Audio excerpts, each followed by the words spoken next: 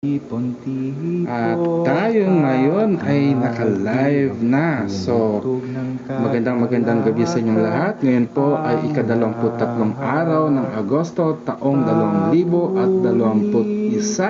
At welcome to our day 23 of Practical Spirituality. So, sa gabing ito, pag-uusapan natin yung taking action today for our future. So, 23 days, ilang araw na lang ay matatapos na natin ang ating Practical Spirituality Challenge. At gayon din, sana po ay nasusubaybayan nyo rin ang challenge na ginagawa ni Lakay Magbaya Agama.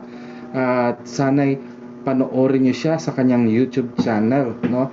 Pero bago tayo magsimula sa pagtatalakay natin ng taking action today for our future, inaanyayahan ko po kayo sa isang panalangin. Tayo manalangin. Luwalhati at parangal sa dakilang kapangyarihan na lumikha sa atin at sa buong sansinukuban. Dakilang may kapal, hari ng buong sansinukuban, Panginoong lumikha ng kalangitan at kalupaan at ng karagatan. Ikaw ang dakilang kapangyarihan na siya ring lumikha ng tala, buwan, planeta, daigdig at kalawakan. Sinasamo ka namin, Panginoong may kapal, natanyag sa maraming katawagan, ngunit nag-iisang makapangyarihan. Sa iyo na may libo-libong kapahayagan sa lahat ng nilalang na umiibig at sumasamba sa iyo, kami ay sumasamo. Sinasamo namin sa iyo, Panginoong may kapal, ikaw na nagbibigay buhay at anyo sa lahat ng nilalang, nakikita man o di nakikita, nalikhain mong muli sa amin ang isang bagong buhay at anyo, tulad ng paglikha mo sa amin nung una. Subalit sa pagkakataong ito, likhain mo sa amin ang isang bagong buhay, ang buhay na malaya sa pagkagalit, ang buhay na malaya sa takot, ang buhay na malaya sa pagkamuhi, selos, pagmamataas, kasakiman at lahat ng kasamaan na nagdudulot sa lahat ng nilalang ng pagdurusa. Sinasamo namin sa iyo, Panginoong may kapal, na likhain mong muli sa amin ang isang bagong buhay, ang buhay na puspos ng pag-ibig, kasiyahan, kapayapaan, pag-asa at kabutihang loob. Sinasamo namin sa iyo na paging dapatin mo po kami na maging sisidlan ng iyong mapagmahal na awa para sa buong sansinukuban. Maging daluyan nawa kami ng iyong dakilang pagpapala sa lahat ng iyong nilikha, nakikita man o di nakikita. Sinasamo namin sa iyo na gawin mo kaming maging daluyan ng iyong banal na pag-ibig, kasiyahan, kapayapaan, pag-asa at kabutihang loob. Gawin mo po kaming pagpapala sa lahat ng mga nagsisipagsiyasat sa iyo. Pagniningin at padaluyin ng iyong dakilang kapangyarihan sa amin, upang sa pamagitan namin ay malasap ng mga tao ang dampi ng iyong kalwalatian. Maging kaaya-aya nawa kaming palagian sa harap mo at sa lahat ng nilalang. Mayari na, pag-asatin. May pag-ibig, pagtitiwala sa bawat... Ayun nga, no, sa gabing ito ay pag-uusapan natin yung taking action, what we can do today for our future. Ito ay inspired sa mga ang topic natin ay inspired ng mga empleyado, no? Yung current employees, maaring sa call center, sa mga nurses, sa mga police at sa lahat ng mga manggagawang Pilipino, no? At hindi lang dito sa ating bansa kundi pati sa buong mundo, no? O lahat ng mga Pilipino na nasa buong mundo. Dahil kasi naalala ko, kung ikaw ay isang empleyado, parang bibigay ka ng investment. You work today and you'll be paid, no? Parang yun yung kainaman na kung ikaw ay isang empleyado, no? Worker ka, alam mo bandang 15 at katapusan ay meron kang sasahurin. You work for today dahil kasi inaasahan mo at the end of your work you are getting paid. Compared sa isang negosyante, no? Parang araw-araw kailangan mong kumayod bago ka kumita ng pera. Pero ang paksa na pag-uusapan natin ngayon, yung taking action today in preparation for our future, is yung topic bagang kasi napag-usapan namin nila kay kaninang tanghali, no? Parang bakit ba natin ginagawa ang mga ito? Para kanino ba ang pagsisikap na ginagawa natin ng 31 days of practical spirituality? Bakit ba tayo nagtuturo ng hilot? Bakit ba natin tinuturo ang mga pamamaraan at mga hiwaga ng mga diwata, engkanto at mga anito sa ating bayan, di ba? Parang sinabi ko sa kanya na kung hindi natin ituturo ito, maaring malimutan na. Kasi ako sa aking trabaho, no, bilang pagano o bilang puno or chief priest ng Luntiang Agama, sinimulan natin ang ating ministeryo sa pamagitan ng hilot, pagtuturo ng hilot. At nakita natin sa panahon ngayon na yung hilot na nalalaman ng maraming tao ay hindi na ugma sa orihinal na anyo ng hilot. Dahil kasi iniisip ng tao na ang hilot ay pamamaraan ng pagmamasahe. Ito ay dahil na rin sa pangangailangan ng mga tao, no? Inadapt ng mga tao na para magkaroon lang tayo ng Filipino massage, tatawagin natin tong hilot. Pero dahil doon ay nakalimutan natin ang tunay na anyo ng hilot.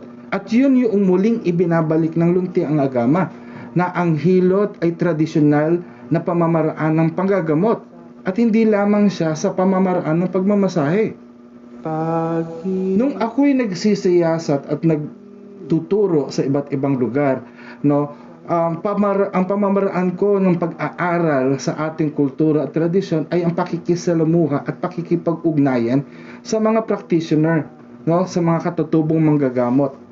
At sa mga katutubong manggagamot na ating nakapanayam or nakausap, nandun pa rin yung elemento na sila ay Kristuhan or Kristiyano, ika nga, no? Na ang kanilang pananampalataya ay galing sa Panginoong Hesukristo, na sila ay inaalihan ng banal na espiritu at yun ang kanilang patnubay. Pero hinanap ko, nasa na kaya ang mga taong sumasamba sa dating Panginoon o sa mga diwata, sa mga anito, no? At yung paniniwala nila sa engkanto ay tila ba na nakakatakot na at naging kalaban na, no? Na kadalasan pag ikaw ay nagpapatawas, nakikita nila na ang engkanto ay kalaban, siya yung nagiging sanhi ng karamdaman. Pero dahil nga sa pagsusumikap natin, sa pagtatrabaho natin, unti-unting nagkakaroon ng bagong pananaw ang mga tao patungkol sa hilot. Gayon din sa mga sanhi ng karamdaman na ginagamot ng hilot, katulad ng mga bate, usog, gayon din ang mga kulam. Kung hindi natin gagawin o pagsusumikapan ang mga pag-aaral na ito at pagtuturo na ito sa ating lipunan, ay marahil malilimutan ito sa hinaharap. Kaya yung mga bagay na ginagawa natin ngayon at patuloy nating gagawin, ay darating ang panahon na yun ang makikilala. Pero ang tanong, ano ba ang pagkakakilanlan ang nais nating maunawaan at makilala ng mga tao sa hinaharap? Kung hindi natin gagawin ang mga bagay na ito sa panahong ito, hindi aabot ang kaalaman sa hinaharap. Ganyan din ang gawain ng mga archaeologist ngayon. Sila ay naguhukay at nagbubungkal ng mga kaalaman kung ano ang nangyari sa nakaraan sa pamagitan ng mga artifacts. At sa pamagitan ng mga kanilang natutuklasan ay nakikilala nila kung sino ang ating mga ninuno, ano ang kanilang uri ng pamumuhay, at ano ang kanilang paniniwala. Sa pamagitan nun ay nagkakaroon tayo ng identity, nagkakaroon tayo ng pride sa ating sarili, di ba? Na parang Pilipino tayo, na dito sa ating bansa ay mayroong Homo luzonensis, na dito natagpuan ang mga katutubo na mayroon ng sariling pamahalaan ang ating bayan. Kung paanong may naninirahan at nananahan sa bansang ito, ay meron ding sibilisasyon at meron ding paniniwala bago pa man dumating ang mga makabagong relihiyon at mga makabagong Diyos na ipinakilala sa ating lipunan. Ganon din ang nangyari, no? Parang katulad ngayon, maaring kampante tayo at hindi tayo natatakot or hindi tayo nababahala na ang konstitusyon ng ating bansa ay sinusiguro ang kalayaan sa pananampalataya at relihiyon or yung freedom of religion.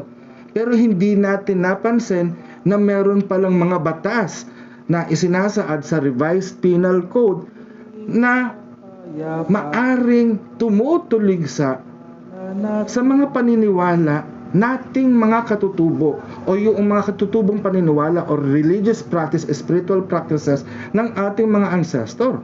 Katulad na lang sa pamamaraan ng pagtatawas o yung pangatauhan or pag-aanito o yung mas kinikilalang panguhula. No? Dahil mayroong sinasaad sa batas na ang panguhula ay isang krimen. Although kung kayo ay nanonood ng aking mga videos dito sa Facebook page natin ay alam ko na-upload ko yun pati sa YouTube, no? Pero gusto ko pa siyang talakayin dahil ang natagpuan ko na ang Revised Penal Code ngayon na inamyendahan ng 2017, kundi presyo lang ang ay nagsimula ito noong 1930 na minana natin ang batas. Ang original penal code ay ang Kodigo Penal na ginamit ng mga Kastila or Espanyol sa ating bansa para tugisin at baguhin ang paniniwala ng ating mga ninuno na siyang sumasamba sa mga diwata, anito at engkanto. Kung saan na yung penal code na yun o yung Kodigo Penal ay isinaad ang mga gawain ng mga relihiyoso natin, mga babaylan at katalonan para sila ay usigin at tuligsain at pilitin na yakapin ang makabagong relihiyon. Ang gagawin natin, ang ginagawa natin ngayon sa Luntiang Agama ay ang pagpapanatili ng pagkakakilanlan ng ating mga ninuno sa pamagitan ng kanilang pananampalataya sa mga diwata, anito at mga engkanto. Kung hindi natin pag-uusapan at hindi natin ipangangaral ang mga ito, ay pihado sa darating na henerasyon ay malilimutan na. Sa katotohanan nga sa mga panahon na ito, marami ng mga bagay ang nakalimutan na natin. Maraming mga diwata ang hindi nakilala. Maliban na lang na mababasa natin sa internet at sa ilang mga libro. Pero ang mga taong sumasamba o yung mga taong nananampalataya sa kanila ay hindi na rin natin matagpuan. At marami ngayon yung mga reconstructionist, revivalist, na katulad din natin, no, ay may kanya-kanyang pananaw kung paano tawagin ang mga diwatang ito at ang mga anito na to. Pero ang mga bagay na ginagawa natin ngayon ay malaki, mahalaga. Dahil ang gawain na kinikilos natin sa ngayon, ito ay darating, ahantong hanggang sa ating kinabukasan, hanggang sa hinaharap. Kaya nga mga kaibigan, kapatid, kababayan, isipin ninyo ang mga ginagawa nyo ngayon. No? Kung ang mga kinikilos natin ba ay nakabubuti o ito ay makakasama. Dahil ang bawat galaw at kilos natin, ito ay aalingaw-ngaw hindi lamang sa lugar na ito, sa bansa natin at sa panahon ito, kundi ito'y aalingaw-ngaw hanggang sa kinabukasan at hanggang sa ating hinaharap. Kaya hanggang dito na lamang po. Maraming salamat sa pagsubaybay. Thank you for the likes. At patuloy po nyo po akong subaybayan. Dito meron pa tayong ilang araw, no?